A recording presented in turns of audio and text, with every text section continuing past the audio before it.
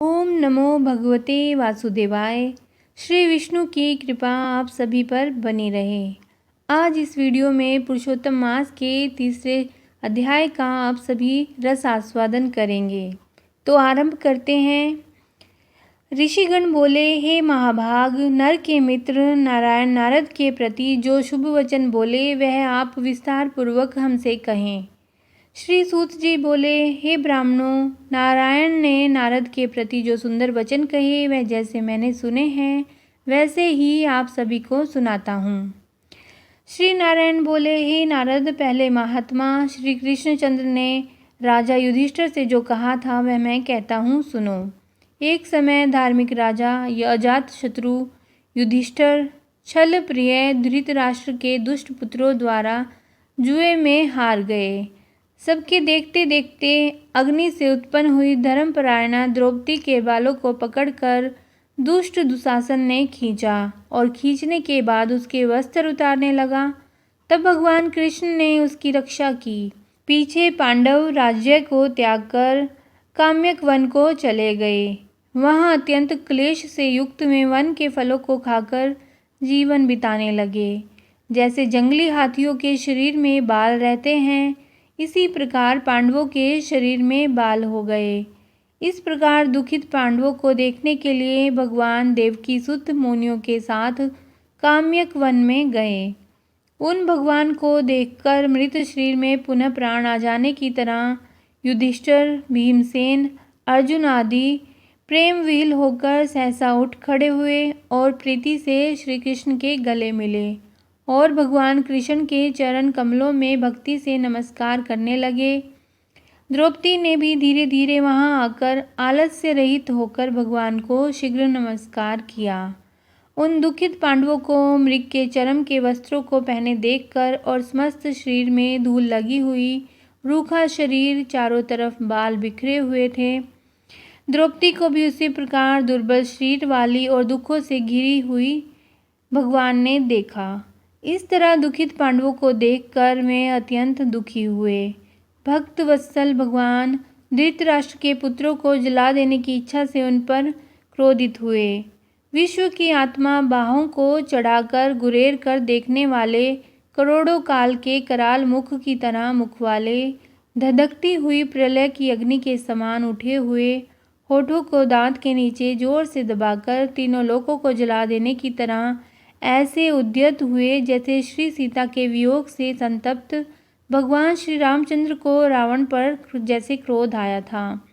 उस प्रकार से क्रोधित भगवान को देखकर कांपते हुए अर्जुन श्री कृष्ण को प्रसन्न करने के लिए द्रौपदी, धर्मराज तथा और लोगों से भी अनुमोदित होकर शीघ्र ही हाथ जोड़कर उनकी स्तुति करने लगे। अर्जुन बोले, हे कृष्ण, हे जगत के नाथ, हे नाथ, मैं जगत के बाहर नहीं हूँ, आप ही जगत की रक्षा करने वाले हैं। हे प्रभु, क्या मेरी रक्षा आप नहीं करेंगे? जिनके नेत्र के देखने से ही ब्रह्मा का पतन हो जाता है और उनके क्रोध करने से क्या नहीं हो सकता, यह कौन जानता है कि क्या होगा? हे संहार करने वाले, क्रोध का संहार कीजिए। हे तात के पात, हे जगतपते, आप ऐसे महापुरुषों के क्रोध से संसार का प्रलय हो जाता है। संपूर्ण तत्व को जानने वाले, सर्ववस्तुओं के कारण, वेद और वेदांग के बीज आप साक्षात श्री कृष्ण हैं। मैं आपकी वंदना करता हूँ। आप ईश्वर हैं। इस चर आचार आत्मक संसार को आपने उत्पन्न किया है। सर्वमंगल के मांगल्य हैं और सनातन के बीज रूप हैं। इसीलिए एक के अपराध से अपने बनाए समस्त विश्व का आप नाश कैसे करेंगे? कौन भला ऐसा होगा जो मच्छरों को जलाने के लिए अपने घर को जला देता हो? श्री नारायण बोले, दूसरों की वीरता को मर्दन करने वाले अर्जुन ने भगवान से इस प्रकार निवेदन करके प्रणाम किया। श्री सूत जी बोले, श्री कृष्ण जी ने अपने क्रोध को शांत किया और स्वयं भी चंद्रमा की तरह शांत हो गए।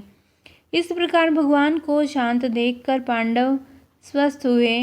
प्रेम से प्रसन्न मुख एवं प्रेम विह्वल होकर सबने भगवान को प्रणाम किया और जंगली कंद मूल फल आदि से उनकी पूजा की।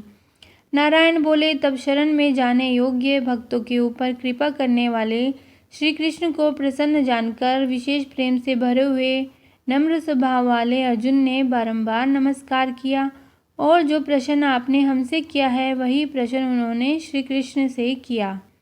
इस प्रकार अर्जुन का प्रश्न सुनकर श्री कृष्ण क्षण मात्र मन में सोचकर अपने हृदय से पांडवों को और व्रत को धारण की हुई द्रौपदी को आश्वासन देते हुए वक्ताओं में श्रेष्ठ श्री कृष्ण पांडवों से हितकर वचन बोले। श्री कृष्ण जी बोले, हे राजन, हे महाभाग, हे विभत्सो, अब मेरा वचन सुनो।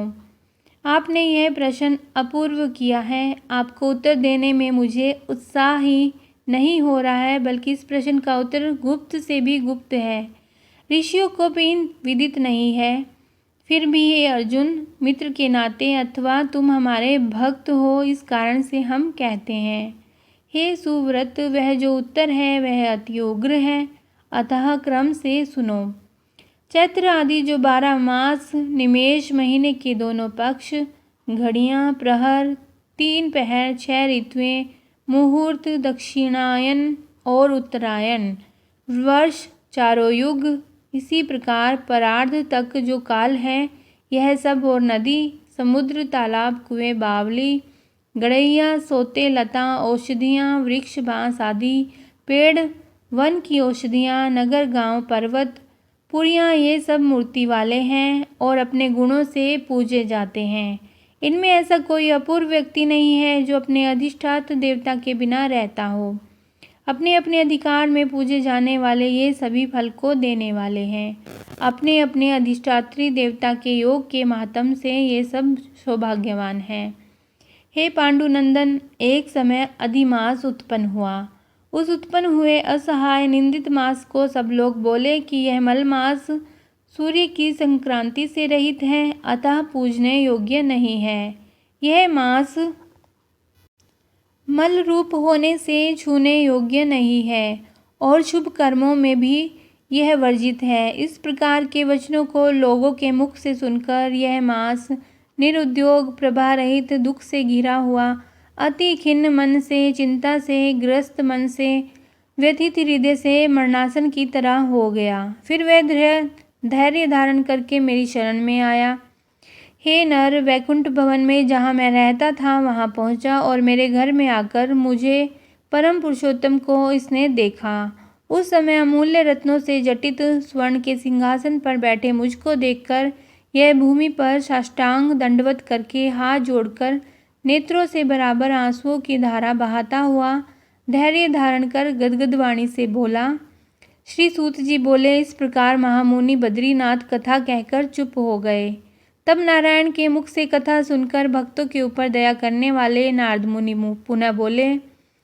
नारद बोले, इस प्रकार अपनी पूर्ण कला से विराजमान भगवान विष्णु के निर्मल भवन में जाकर भक्ति द्वारा मिलने वाले जगत के पापों को दूर करने वाले, योगियों को भी शीघ्र न मिलने वाले, जगत को अभयदान देने वाले ब्रह्म रूप मुकुंद जहाँ पर थे, उनके चरण कमलों की शरण में आया हुआ अधिमास क्या बोला। तो अधिमास ने जो प्रश्न किया वह आप अगले अध्याय में श्रवण करेंगे। ओम नमो भगवते वासुदेवाय।